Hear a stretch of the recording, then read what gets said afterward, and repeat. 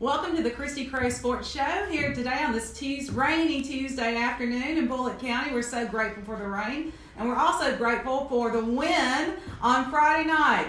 Bullitt County won their homecoming game Friday night with a 41-6 win over the PCA Panthers, and that was a huge win for us for a number of reasons.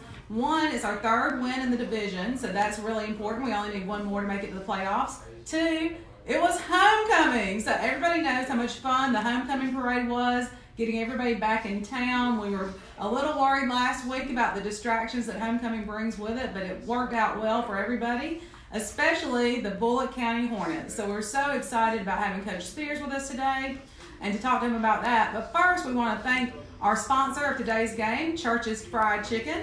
The new scoreboard was up on Friday night, and it still had Church's up there at the top because they're a big supporter of the Bullitt County Hornets, and they feed Coach Spears whenever he gets hungry because it's his favorite place to eat here in Union Springs.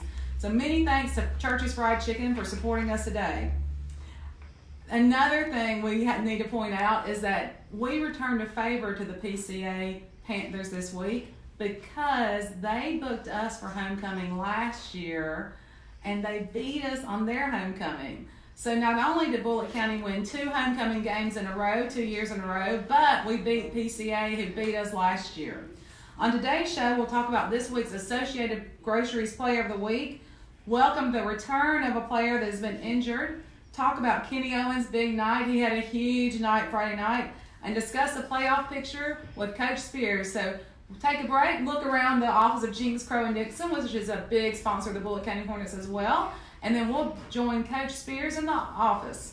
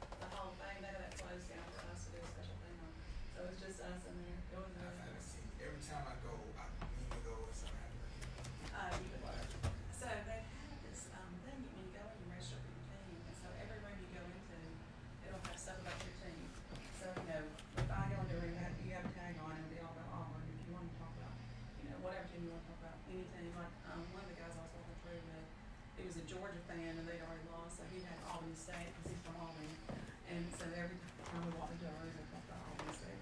And they got all the colleges, a little bit, like my little college, their helmet. I mean, when they put up, it was all on our website. Our helmet is in there. Like every college. Every college in the country. It's really amazing. Welcome back to the Christy Crow Sports Show. We're here with Coach Willie Spears. Coach, a big win this week. We're so excited. So you won homecoming 41-6. Huge win. Who could complain about anything? But I do have to ask you a few questions because you had 19 penalties. Yeah. You can't have 19 penalties and win a game. How did you do that? It's sad. You know, our players knew, even though we were all excited, we went around all the tents afterwards and talked to all the alum, but we were upset that we didn't play as well as we thought we should. With that being said, we won the game, but we had 19 penalties, they had 3. You know, and so yeah. that it's easy to blame the referee, but we got to make sure that we don't hurt ourselves. And so we worked on that at practice yesterday. Why we had penalties, what caused them, what can we do to get better at that, and we had a few touchdowns called back. And so in big games, you can't do that. So it's unfortunate. It says a lot about me as a leader, and I told them that. I said, guys, whenever we look sloppy, it says a lot about our leader, and that's me. And so we got to fix those things. Part of it was we were playing a lot of young guys that had not played much this year, and they just didn't realize the fast transition of getting off the field, getting on, like we say pump block. If you're not on pump block, run off the field. A lot of them stand around looking around and like, oh, I'm not on this, and we get a flag, and so things like that. But we got those things fixed, and the good news is we were able to survive. If we would have played a team that was a little bit better, that may have been the difference in the game. So it was sloppy, to say the least, like the weather today. But we found a way to get the job done. But we're going to cut down on the penalties for next week. Yeah, so you had 3 touchdowns called back in the first quarter. And not only is that hard because you didn't get those points, but also just to get people back engaged in the game after you get 3 touchdowns called back, how did you get your players focused enough to start scoring points that mattered and counted? We do a thing called sudden change at practice. In the middle of practice, I'll start screaming like I'm crazy. Sudden change, sudden change. And so it lets them know in life you have sudden change. Things are going good, you spilt your coffee on your suit. You gonna cry about it or go in there and find out a suit to put on? I mean, so life just throws you curveball. You have to be ready for the curveball. So we just said, guys, sudden change. And then we joked and said, you know what? Now we get more yards. So they backed us up 15 more yards. So now we get to have more yards in our rushing totals. So we try to find the humor in it. And Kenny, and we'll talk about later, had that big game. If those 3 touchdowns would have counted, he wouldn't have 5. Because some of those were the ones we ended up giving him the ball and he scored. And so we hated for those guys that didn't score. They didn't care. They just want to win the ball game. We got those things fixed. It happened in a game that we won big, so the sting is not as bad. But you want to get better each week, and there was some areas that we can improve on. Well, I know you had some things to look at in the film room yesterday and today, and definitely some things you can improve on for this week. So your Associated Groceries Player of the Week is the whole offensive line. And when you see Kenny's statistics that we're going to talk about in a few minutes, that's because the offensive line was able to open up some holes for him, I'm sure. Yeah. Tell us about the offensive line and why you chose them as the Associated Player of the Week. Well, their goal was 2 weeks ago, Cam Lewis was the Player of the Week, an offensive lineman.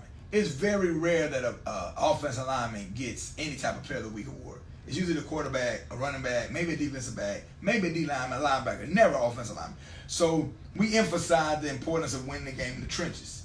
Cameron won, so then all the other linemen said, I'm going to win next week, I'm going to win next week. So we had guys grading out higher than they ever graded out. And then Xavier Hilton won for his blocking and his defense. Then, this last week, the whole offensive line all graded out better than they had the whole year. They played very well. They weren't the ones with the holding penalties. It was our receivers. Usually when it's a holding penalty, it's a big guy. You know, and so we didn't know which lineman to give it to. We said we're going to give it to the whole group. They just did a magnificent job, and they're still hungry. They have a goal every week, how many yards we're going to rush for, and they're asking all game, where we at? Where we at? How many more we got to do? What do we got to do? What do we got to do? And so they have improved, and because of that, our team has improved. Well, there's no question that the team has improved, and another reason the team has improved is because of your great coaches. Not only you, which we all know you're doing a great job up there, but you have some amazing assistant coaches, including one of my favorites, Coach Harris. Tell us about A.T. Harris and why he's such a great asset for the team. Well, I joked with him this week that it was his 30-year class reunion, and he's a class of '89.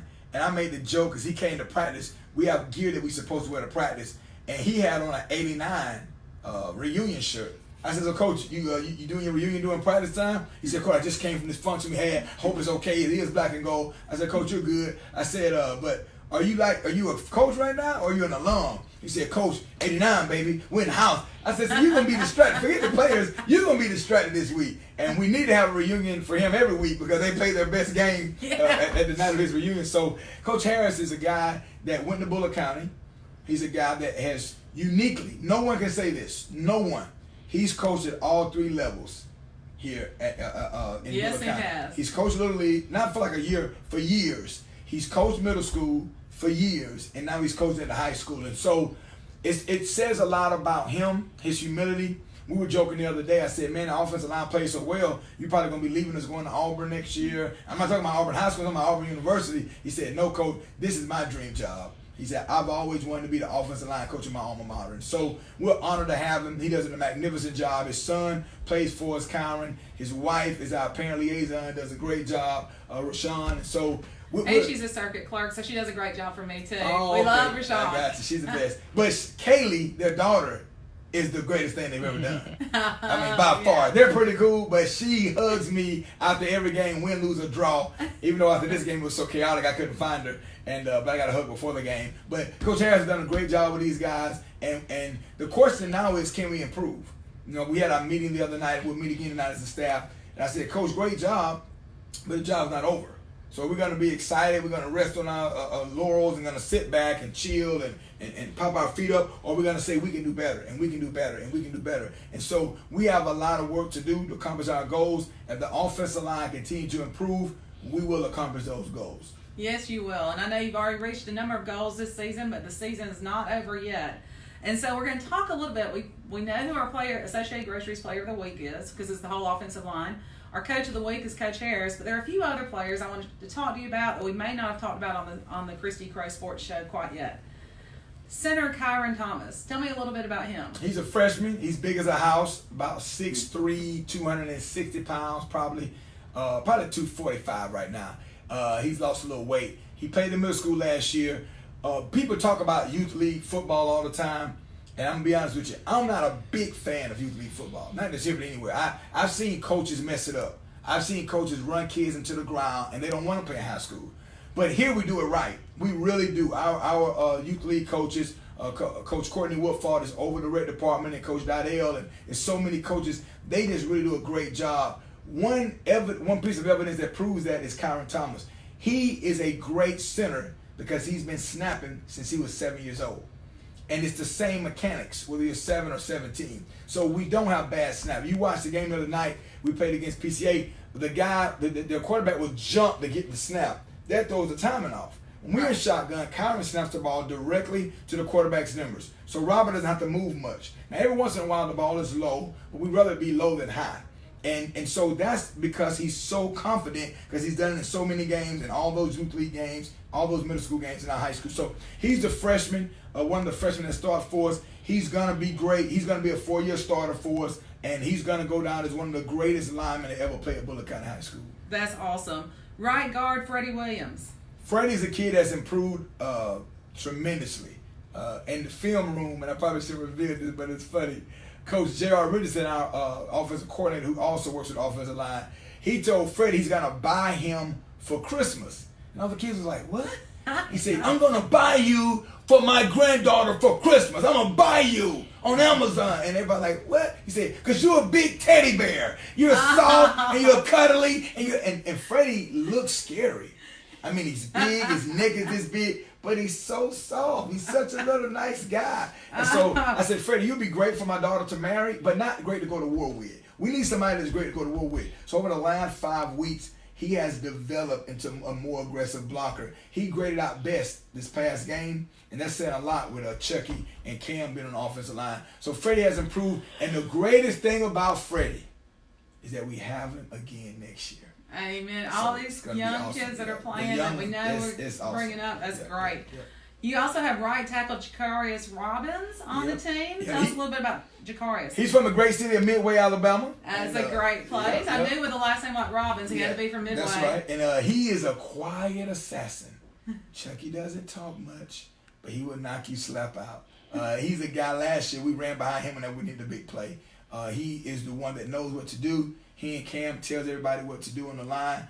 He takes pride in his job. He's an athletic guy. He played basketball last year. I was on the junior varsity basketball team. We're going to lose him next year, and it's going to be hard trying to replace him. But he is solid. He understands his job. He blocks well. He's very aggressive. He's very tough. And he's one of these young guys, never gets in trouble in the classroom.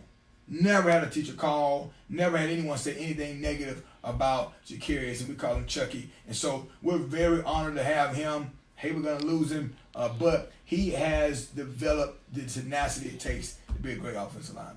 That's amazing. And I'm sure he's one of the reasons the offensive line were the players of the week. No question. Left guard Cameron Lewis. Cam is a leader. Cam turned into a grown man this year. Last year, Cam was soft as tissue. He found a way to get out of practice. Coach, and he know me. If you say anything about academics, I don't argue. Right. I just had a kid just text me. Coach, I got to stay. I'm going to be an hour late for practice. Nope, we don't argue with academics. No problem. So Cam, he took advantage of that last year. Every day, I gotta work on this project. I was like, come on, Cam, you got a 4.0. Like you got all this time during the day. You got all this time out to practice, and he found a way. But to this year, his finger was dislocated in the game. He pulled it and popped it back in place. I mean, he's playing offense and defense for us. He gave a speech to the team at camp this summer, and it just gave everybody chills. We talked to him about that when he was a player of the week a few weeks ago, and it was really amazing what all he shared with the team, and we shared with us when he was on the show. It blew us all away. We didn't know he had that in him. He was shaking. He was crying. He was like, but he told us how much it means to him, and so he still hadn't celebrated. Like I text him, great game, coach. We still got work to do. And the other guy was like, thanks, coach. I appreciate it. You see, you paid 35. I bet he's like, still got work to do, coach. I said, Cam, great play. Look at play such and such. You did a great job on this. Way to get your hat placement right. Thanks, coach. Still got a lot of work to do. So he is focused. He gets it, and he is the chief cornerstone of our offensive line. He's A.T. Harris on the field, and because of him, we're going to keep getting better. But if it wasn't for him changing, we'll be in trouble. And so Cam is amazing. Then next we're talking about left tackle Keith Williams. Tell us about Keith. Keith is a baby. That's our quarterback's little brother, but he's bigger. And I joke with him all the time that his little brother beats him up. But Keith, they call him TT. He is a big-time college defensive lineman, I believe, one day, if he continues to grow in his body. He gets it. He's smart. He's strong. He loves to compete. He loves football. He's funny. He's just and he's a freshman. I mean, he's a baby. Yeah. We got him for 3 more years after this year. Yeah. I mean, and he's starting as a freshman. We had him start, and then he broke his ankle. Well, not broke his ankle. He fractured a bone in his ankle, so he was out for a week. And he came back, fighting through pain, fighting through injury. So we were gonna just play him on defense, but he was so good we just couldn't help it. So now he plays both, and he gets it done. So he is really a great kid to coach. He's the one that you love to coach. He's very quiet. One thing about Miss Shannon and Mr. Robert, they have 4 children. These kids are so well behaved. They're yes sir, no sir kids. They're gonna give you their very best, and we can't wait to get Bubba and Nemo. They're in the youth league now. They'll be up soon. I joke with the parents that they had the kids out of order. I wish I had them other 2 first. But I know we're gonna be fine because Keith's a baby. Yeah. And he's really learning it. And when he really gets it, then it's scary. Then it's like, oh my goodness, now we're really good. And so he's a guy that's young. The future's going to be bright. I tell you, this is going to be funny. His junior year, all of his brothers would be in high school. Oh, He's in 11th grade. He has twin brothers. They'll be in the 9th. The quarterback will be a senior. And so when we do a thing for moms in the spring, we have the mom walk out with their kids and we give them a flower. Well, she's going to have 4 boys walking out with her. Oh, and they all going to be way bigger than her. So that's going to be pretty neat to see. That's going to be really neat to see. We might just have the Williams as the players of the week that year. That'll work. Yep. And then finally we have tight end Xavier Hilton. Tell us about Xavier. Zay changed. I got here, Zay was a knucklehead. Zay's never been a kid to get in trouble in class. He just doesn't. He's kind of sneaky. Like he doesn't get caught. But he was a knucklehead. He was going to do something silly in the community. He was going to be late for practice. He was not going to do all the sets in the weight room. And he's changed. He's not that guy. He's telling on guys, hey, you didn't do all your squats. Hey, get off your butt. We don't do that. We get on the knee. Hey, you better start running, man. I ain't playing with you. So because he became a leader, we're a better team. And Coach Vines on defense coaches him really, really hard because he sees so much in him. Mm-hmm. When we first got Coach Vines, he had already saw the film on Zay. He said, man, I can't wait to coach that number 9. I can't wait. So he and Zay have bumped heads because Zay doesn't like to be pushed all the time. He want to be pushed sometimes. And Coach Vine is in him all the time. And because of that, Zay has become a better player, offensively and defensively. And so he's our lone snapper. I mean, he's a guy that does whatever we need. And we hadn't even thrown him a football pass yet. Like he was a receiver last year. Mm-hmm. He hadn't even asked for the ball. What can I do to help, Coach? And the other day, he pushed the kid out to play, came to the sideline. I went off on him. He told me later that night, he said, Coach, I'm sorry. That's not who I am. And so Zay has changed, and because of him changing, Bullock County has changed. Our football team is different. Well, it's amazing the leadership you've developed in these players and your assistant coaches have developed in these players over the last year or two. So we're excited about all these great stories you've shared about the offensive line. But let's talk about somebody who's gotten a lot of attention this weekend since the game, Kenny. Candace Owens had 11 carries for 452 yards and 5 touchdowns.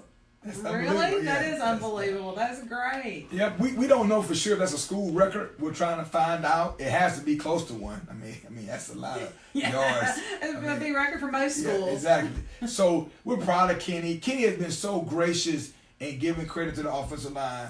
So gracious in practice of trying to get better. They fumbled the ball in practice yesterday, so we make them do wheelbarrow like little kids. So if he fumbles, the quarterback, we say if it's a fumble, it's always the quarterback's fault, no matter if it's his fault or not. So the quarterback and they got to do wheelbarrow. So he has Kenny's feet. They're going down the field. Then they got to flip and come back down the field. They didn't complain. They didn't pout. He said, "My bad. I should." So they're really learning what it takes to be a servant leader. To just say yes, sir, and keep it moving. To keep your mouth closed, keep your nose to the ground, and let's work. And so we're happy for him. If those touchdowns wouldn't have got called back, he wouldn't have had so many. So he could thank the receivers for holding on a few plays. But 5 touchdowns in a game. On 11 carries, that means almost 50% of the time he touched the ball, he scored. And he had 452 yards in one game. One game. Some guys don't have that in a career or a year. Yeah, so, there are a lot of people that have that in a year. So we're happy for him. He got the Neil and Wally sports chat coach, player of the game. And so we're happy for him for that. Everybody was saying, WSFA, he should be player of the week again. And I talked with Steve Gunter, and Steven was like, man, he definitely should be nominated. He said, but what we try to do is get 12 different people. Yeah. And so at the end of the year, they have 12 weeks that they've done this, and they get all those people in a room, and then you vote for who is the player of the year. And so we'll keep that in mind. We'll remind people of these stats when it comes for voting for the player of the year.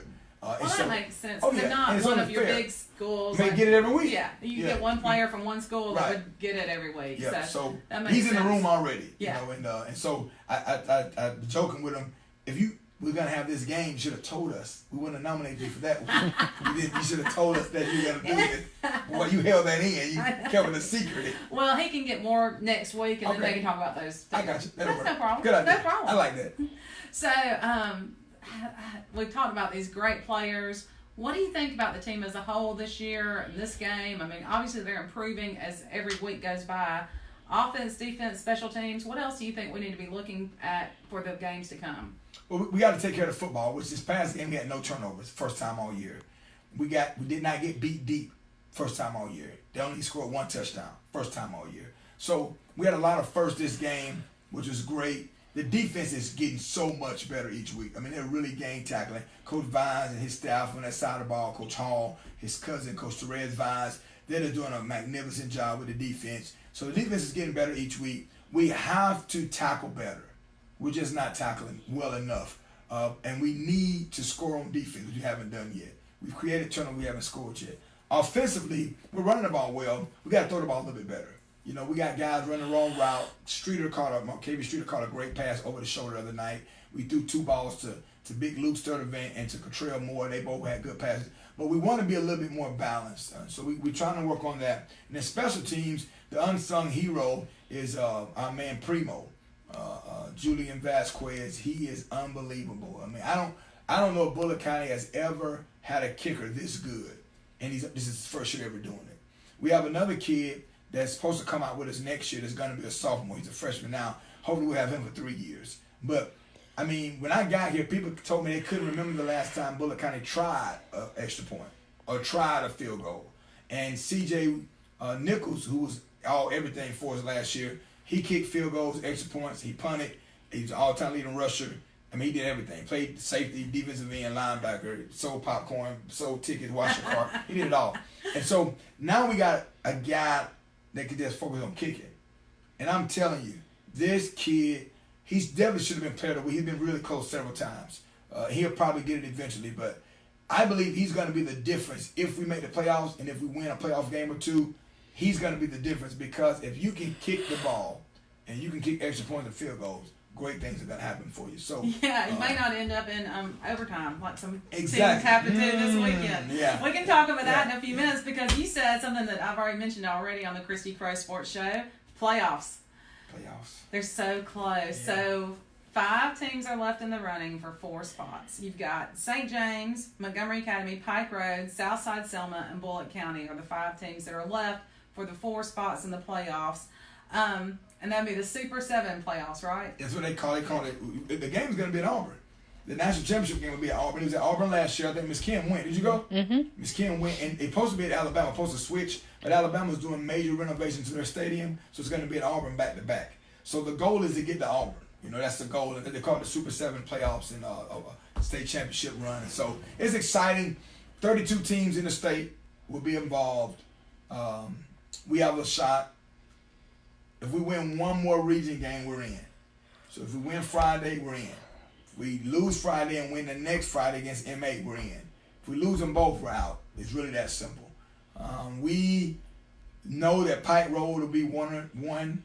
St. James will probably be 2. But that 3rd and 4th spot is going to be a fight between us, MA, and St. James. MA already Southside. And Southside, Yeah. I'm sorry. No, it's okay. I always say St. James. Yeah. But Southside already lost to MA, 33-30 last week. So that was a close game. Very close. So if it's a tie, then they win the head-to-head. So we have to, but I can tell the kids, eat the food that's in front of you. We have to take care of our business. And if we do that, then we're in the playoffs. And so our goal is, of course, like every week, to win. We're on a 3-game win streak. We got them at home. We just come off a big homecoming win, you know, and so we got to make sure that we're focused, we play well, we do what we're coached to do, and hopefully we'll be one of those teams that get those spots. Because it's 5 of us for 4 spots, but it's really 3 of us for 2 spots. Because St. James and Pike Road, they got theirs sold up. The last 2 is going to be out of us 3 teams. So. Well, we held the future in our hands. That's right. So No pressure. No pressure at all for the kids. You know, I did an article for the Herald every once in a while, and I wrote about winning. And one of the things you've taught us through this show, and you've taught those kids for the last 2 years, is it's more than about winning football games. And so I hope that everybody knows that no matter what happens this weekend, I think we're going to win. I hope we're going to win this weekend and next weekend. But you've certainly taught those kids a lot more than about how to win a football game. So we appreciate that. And it's tough when you're a coach.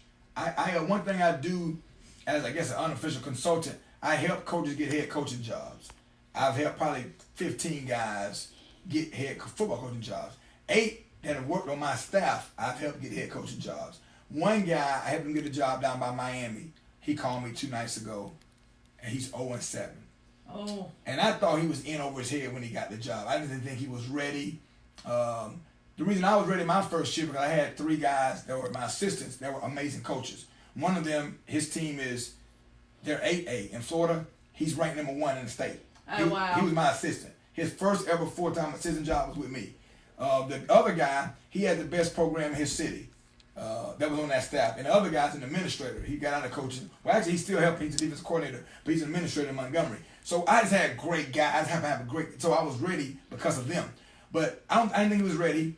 And he's 0-7. And of course, when you're 0-7, the coaches start talking bad, and the community talking bad. And everything. Nobody likes right. you. The parents don't like you. We shouldn't have. You're not getting hugs from anybody other than the Harris child. That's right. That's my baby. That's right.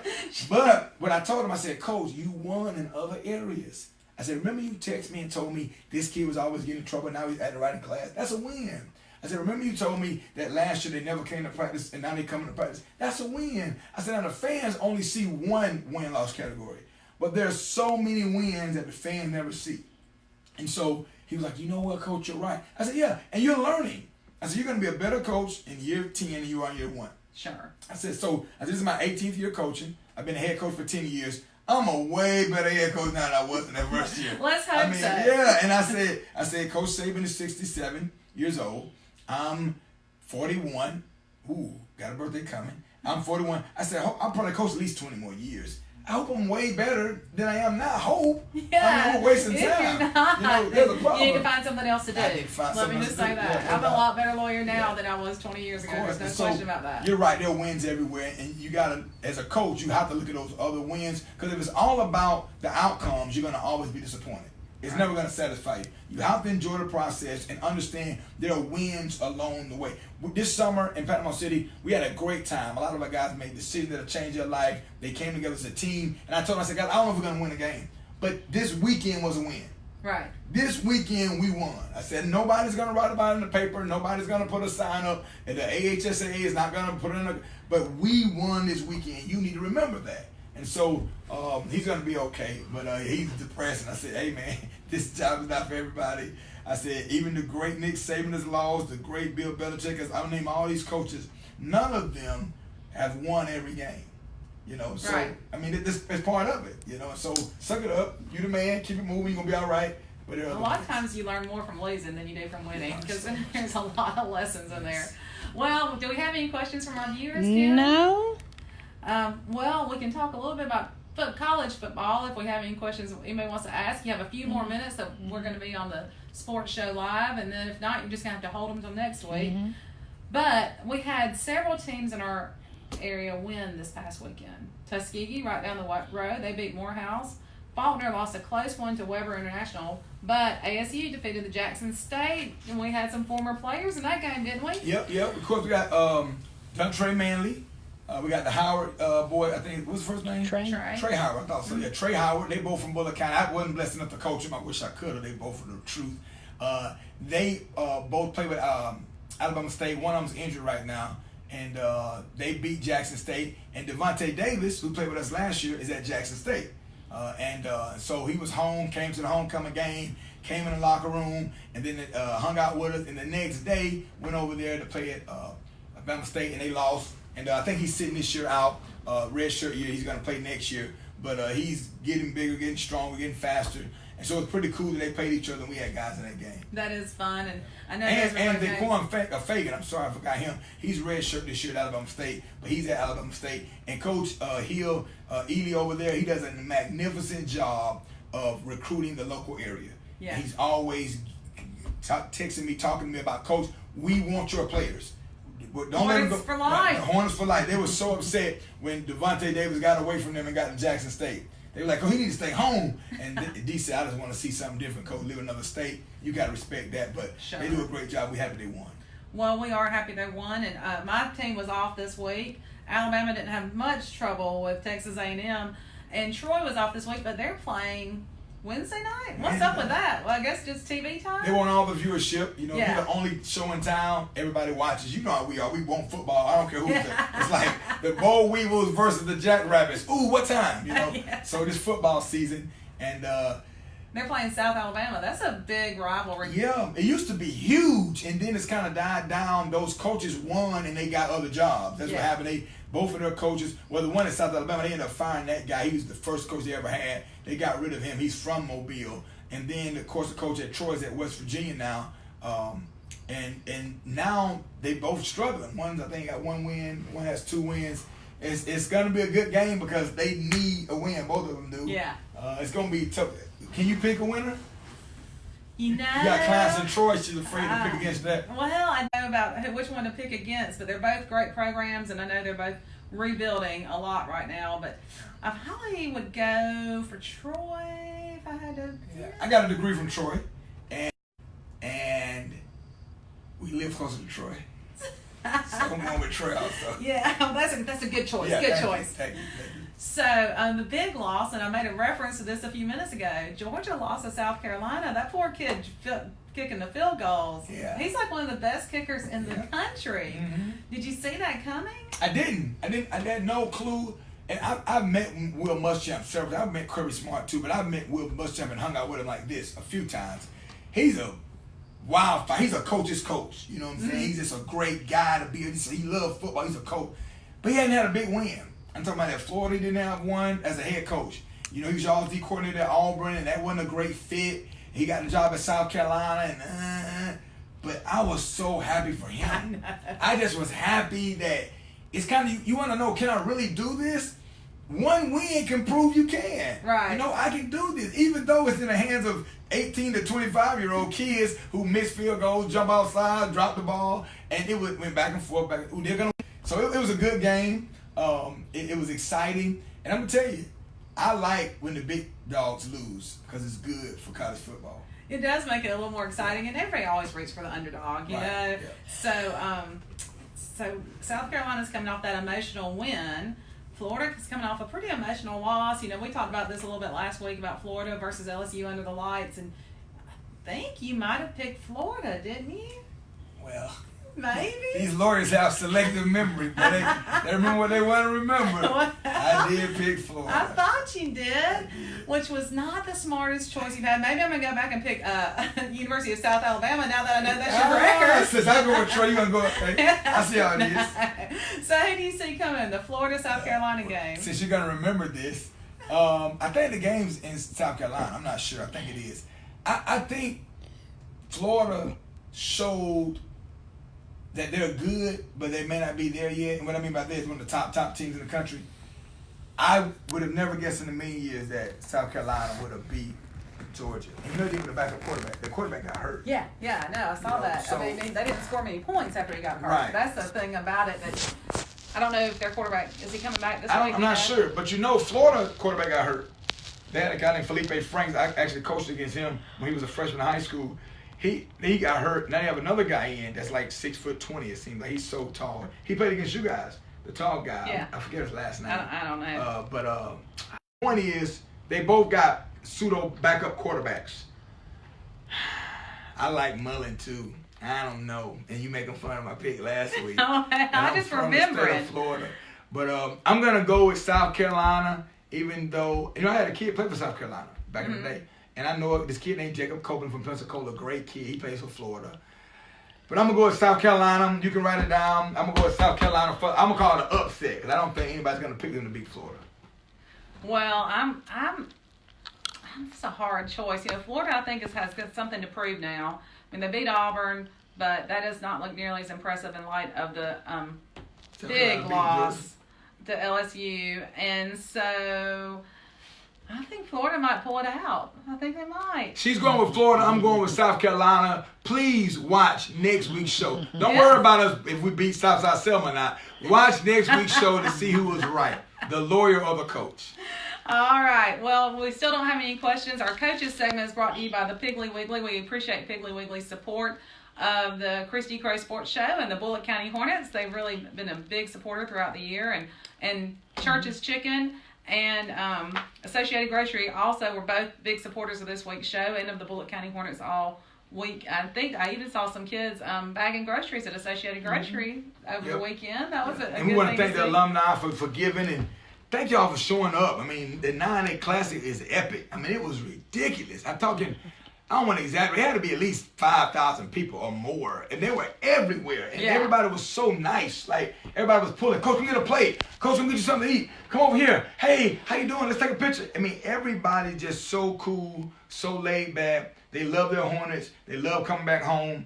And so that's great. And like I said, we got a big one this week. So if you can come, I know a lot of people from Texas came and all over the country. But if you're local or in Montgomery, we need you here on a Friday night. If we can find a way to win, the kids will make history. I mean, it'll be the first team in school history to go to the playoffs. You want to be in the building when that happens. You want to be able to say years from now, I remember the first team. I'm talking to a referee before the game, and he knew I used to be the head coach at Carver. So we're talking, it's about 3 hours before the game. We're talking, and he's talking about this and that, and we're talking about football in the area. And I said, where did you play? And he told me what high school he played on, and the first thing he said was, I was on the first team to beat JD. He didn't tell me what year it was. He didn't tell me what position he played, what number. He let me know the first team to ever do this thing, I was on that team. And I want our players to be able to have that distinction, that I was on the first team ever to go to the playoffs. And so we'll see if it happens or not. But if it does, it'll be pretty cool to say that you were there. Christy Crow, however, I'm not invited. It's not invited. Because when she's not there, we win.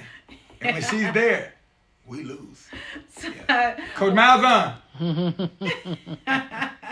Trying to help you out, buddy. Yeah, well, I might sneak in for a few minutes, but if we're not looking good, I'm definitely going to leave because I don't want to be blamed for the loss. Well, I gave the PA announcer a note. If we're down in the game, he's going to say, if Christy Crow is here, please leave now.